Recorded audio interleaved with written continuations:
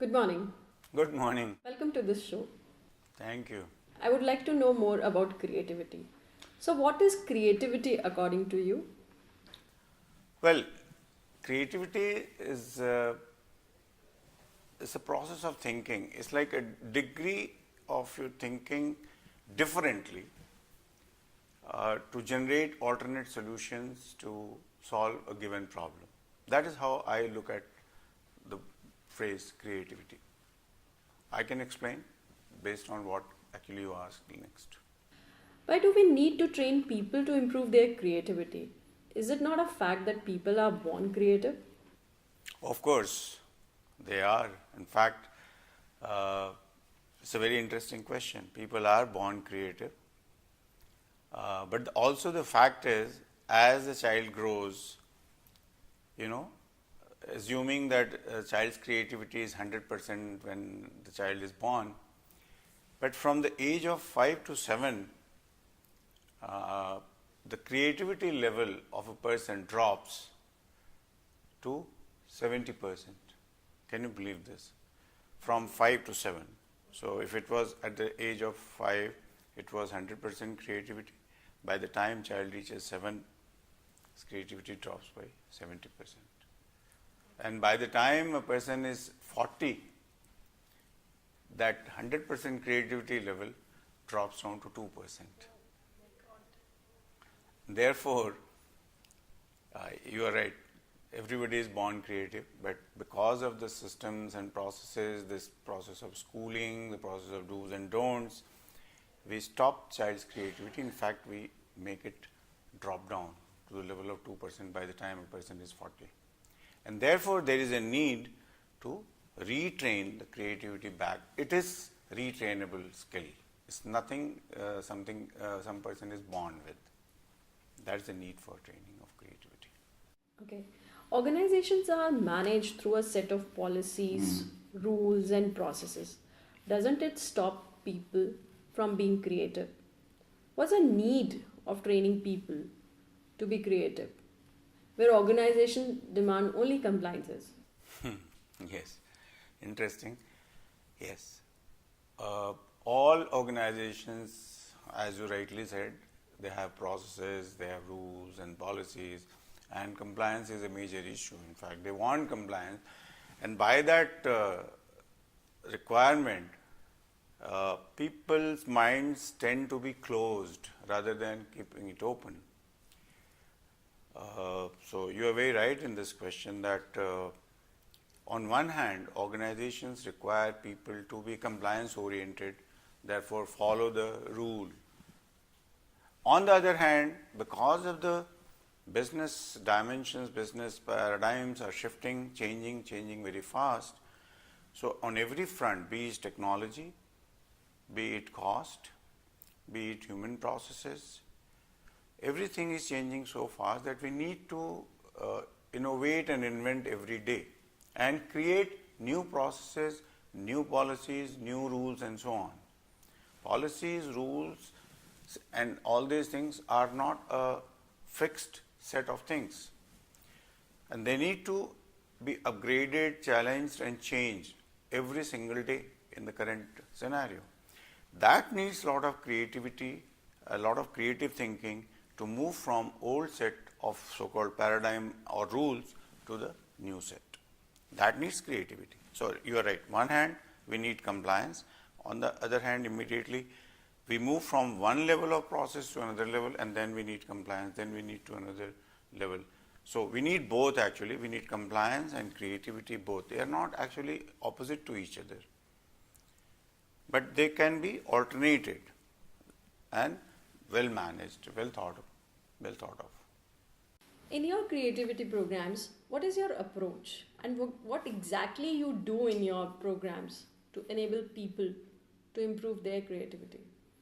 Oh, we do a series of things. For example, first of all, we let everyone know and test themselves through a very well designed questionnaire what is their creativity levels.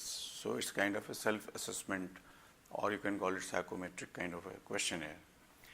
And once people understand what is their own level of creativity, then we give them some practical tasks through which they explore their own creativity, whether their brains and mind, it goes in the direction of thinking creatively. Uh, for example, typically you must have heard of 9-dot syndrome. So we give a simple exercise of solving that 9-dot puzzle, and then we let people realize that unless you go out of box, you cannot solve that problem, which enables actually people to understand that in life also, many a times, in fact most of the times, unless they go out of box, out of the predefined old parameters, they cannot solve new problems. Normally people's mind gets fixed to the old paradigm or the old rules, and they keep on taking decisions and trying to solve problems based on their old experiences. This exercise is so powerful that they are forced to think in an out-of-box thinking, as we typically call it. We also let them know what is the potential of every human brain.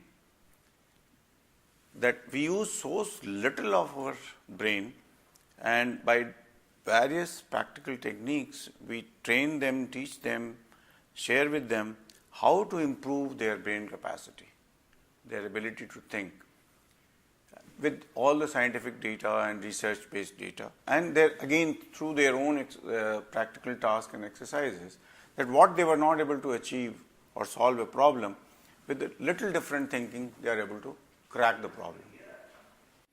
How is the word creativity different from lateral thinking? Actually, it's not.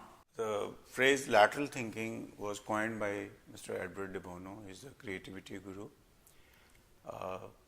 Just to differentiate our normal thinking, what we call is logical thinking. Basically, logical thinking is based on the past connections, past logic, and so on. Lateral thinking is when you move to a new way of thinking, breaking the old paradigm. So that's the phrase coined by Mr. de Bono to actually suggest the creative way of thinking. Well, as we know, all of us know that both the thinking, creative thinking and logical thinking, or lateral thinking and logical thinking, they are governed from different hemispheres in our brain.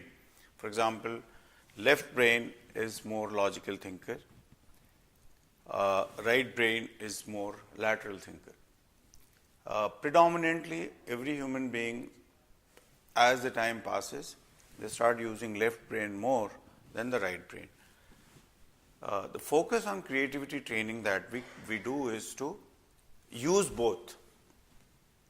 Okay. Actually, if you see, it's very interesting. Anything which is creative today becomes logical a certain period of time later. For example, when the aircrafts were invented, they were very creative. But now, it has become very logical. And it goes on to everything. So, both are actually interrelated, and we train people to use both. That's it. Can you take me to the exact process and methodology of your creativity program? Yeah, sure. Actually, we have programs running from 3 days duration to 5 days duration. As I said earlier, we take them through all the processes of creativity. First, of course, is how one himself or herself can become more creative. 2, how to use your logical thinking ability and lateral thinking ability, both, to be more creative. 3, how to improve your capacity of your brain to be more productive, how to create more synaptic connections in your brain so that it can keep on thinking laterally and logically much better than what it used to be. We also cover a lot of areas as to how to make your organizations, your teams create. Normally what happens is, there is a tendency, of course, that we tend to learn and develop our creativity, but somehow we, in the process, we stifle the creativity of our team members or the organization. The great leaders, the effective leaders, are those who not only develop to be a better creative person, but also develops other people to be more creative. In a process, what they do is to create a creative organization. They build creative organizations, innovative organizations. Typically, if you remember, if you know Steve Jobs, he was not only creative, but was creating an organization which was innovative and creative. Thank you. It was nice talking to you, Mr. Verma, an Edward De Bono trained trainer. Thank you very much.